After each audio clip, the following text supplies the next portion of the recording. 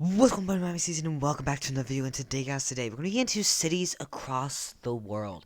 So we're going to start out with megacities and metacities, go into those concepts, see a few examples, add a global scale of analysis.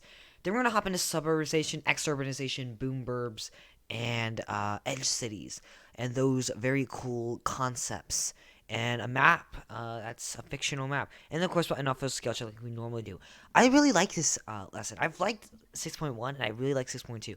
So far, I've liked this unit. I'm not too far into it myself with the concepts. So I really like it so far, though. Hopefully that stays that way. Let's get started, though, with mega and metacities. So megacities are large cities, and they typically have over 10 million people in population. And Paris is a very good example of a megacity.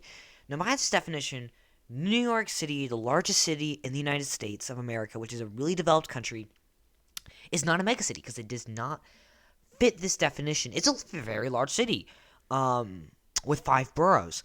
However, it does not have 10 million people in population. It has like 8.1 million people. However, some people still consider it to be a mega city. And if you're on a MCQ or FRQ, you have a stimulus, and it has a bunch of cities and their population. And New York City is one of them. And the question's asking you which one's a mega city.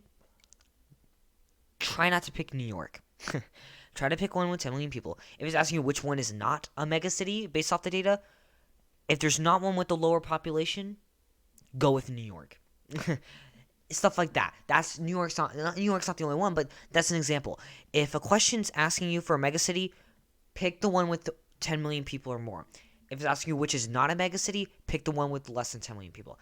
Now let's go into metacities. So metacities are large, sprawling cities, which means they're expanding. They might be annexing more land. They're getting more people, all that stuff. So, and they have over 20 million people. And Tokyo is a really good example. And it was actually the first metacity. It was kind of like became a metacity in the 1960s. Now, both of these concepts are spatial outcomes of urbanization. So urbanization happens first, and then this happens over time. So the cities are already kind of there, but urbanization causes these two concepts to develop. And then finally, these concepts are increasingly located in periphery and semi-periphery countries. So I just said with New York, New York's the biggest city in America. America is one of the biggest countries in the world. It's number one in imports, number two in exports. And a lot of our megacities and metacities and the ones that are forming are going to be in our periphery and semi-periphery countries. We're going to see less of these in our core countries. Now, the two examples I provided are in core countries. Yes, I know. However, I just took examples. Not every example is going to be in a core country. Not every example is going to be in a periphery or semi-periphery country. But that's something that you should kind of know about. And yeah, that is mega and metacities. Now we're going to get into a global scale of analysis of this, and we are going to look at these around the world.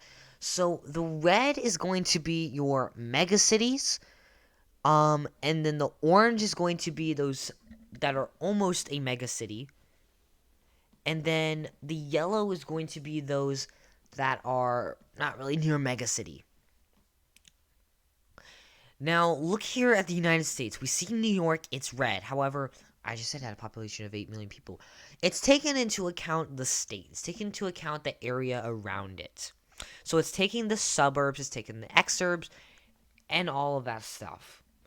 And you got to be familiar when looking at maps when you know that is taking into account. Because when you look at stuff, let's look at, what's another good one? We'll say Los Angeles. Yeah, Los Angeles is a city with, I think, like 5 million people in it.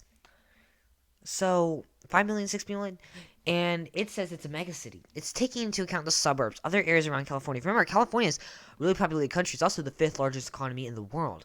So they're going to put in that as a megacity. And I'm showing this map because not every map is going to be the same thing. It's not going to fit the same definition. And that's something that you should really know about. And look at this place. Look at where this map was published. It was published at a university in Germany. So, of course, around the world, they're going to have different ways of teaching things, different ways of looking at things. Like in Europe, they use everywhere else in the world, they use the metric system, but in the United States and like one other country, use the imperial system. So, stuff like that. Really cool to know about. That's just basic geography concepts. Now, we're going to get into urbanization on another, I guess, global scale of analysis. So, here we go. Look at this. So the world is increasing in urbanization. Right now, we're about 50% of the world living in urban cities, and that's going to go up to 60% by 2030. That's what they predict. Now, look here. That green line right there is our core developed countries, and then that yellow line there is our less developed countries. And as we can see here, the yellow is increasing linear. However, the green is not really increasing at all. It's kind of even out. Of course, it's increased over time. It's gonna, increase by a little bit, but it's not as much as the world in our least developed countries. And you might be wondering, how is the world increasing if our developed countries aren't increasing? Well, our less developed countries hold the population. They have the big population. Remember, on our stage 2 of the demographic transition model, unit 2 concepts, that those less developed countries are at stage 2 and 3, and they're the ones experience dramatic population growth. In stage 4, where we see that even out, in stage 5, where it starts to decrease in a country. And yeah, that's very, very cool to look at this graph and see, oh wow, developed countries are the ones increasing in urbanization. Now let's get into suburbanization. So we just learned about, urbanization in 6.1, 6.2. Now we're going to get into suburbanization, which is the process where people move out from cities and then they go into local areas. This process was caused by historical forces like the Great Depression and World War II.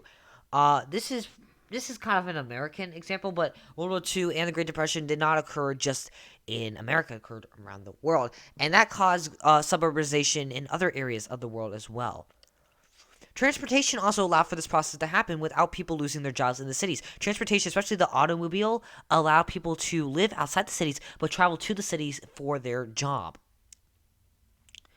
Let's get into new land use forms. So processes of suburbanization, sprawl, and decentralization, where businesses are not centralizing in cities anymore, they've created new land use forms like edge cities, exurbs, and boomburbs.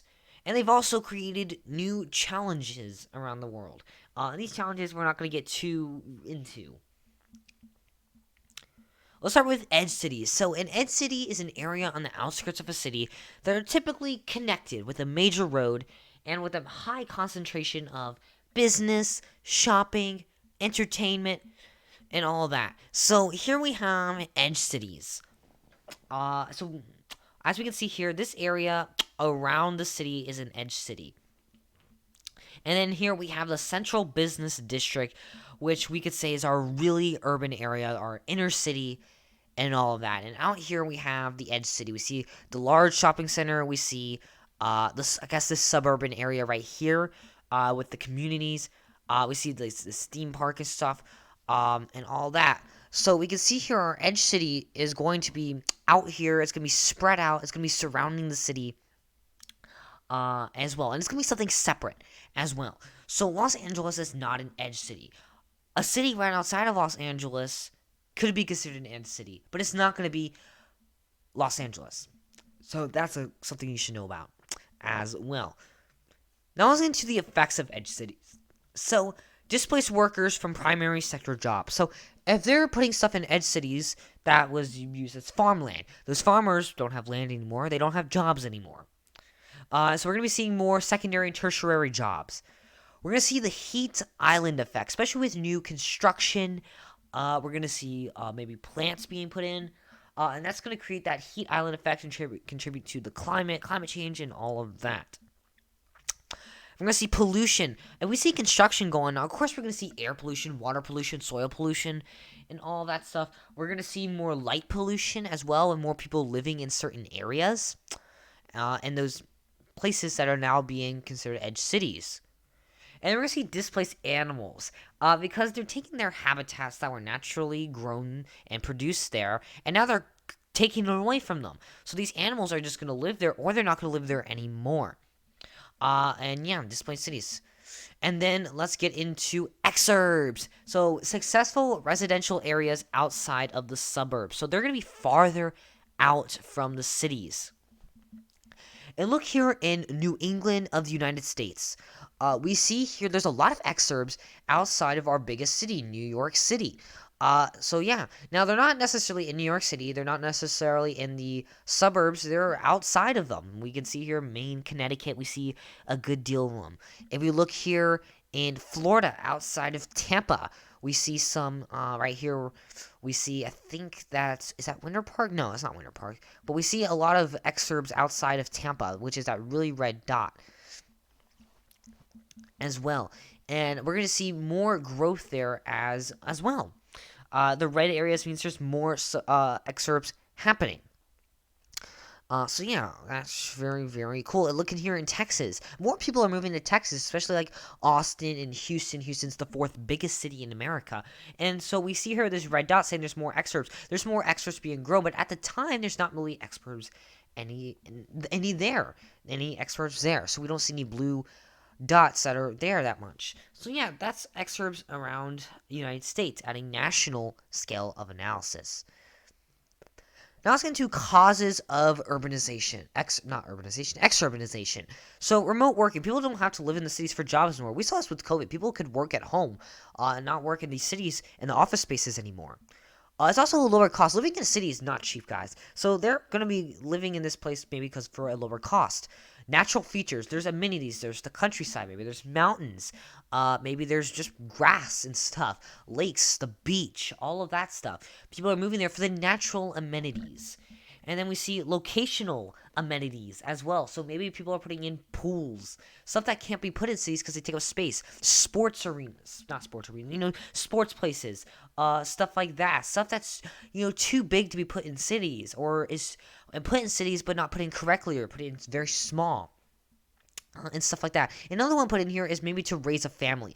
Living in a city, you're living in an apartment. You're living in a 2-3 bedroom apartment. You can't be able to afford to have a family with children and stuff. So people are going to be moving to these exurbs to raise a family because they can buy a house at a cheaper cost and live with the family without living too close together.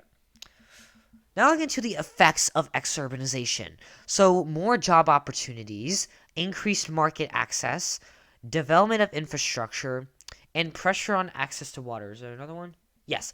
Changes in wildlife communities. Let's go through all these. So more job opportunities. So jobs that aren't necessarily in the city, we'll be seeing in our exurbs. So we'll still see some farming jobs in here that we aren't going to see in the cities because cities going to have more intensive farming. So we might see some more extensive farming in our exurbs. Increased market access. There's going to be more people. There's more people out in these exurbs, more people you can sell your products to.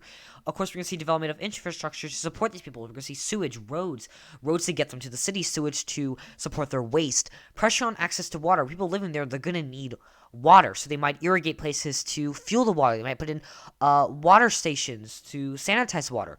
And of course, changes in wildlife communities. So the wildlife's going to be having different effects. They may be living in different ways than they were before because of the human development there. Maybe wildlife won't live there anymore. Maybe wildlife are going to go through some more natural selection as well. So yeah, that's very, very possible effects of exurbanization.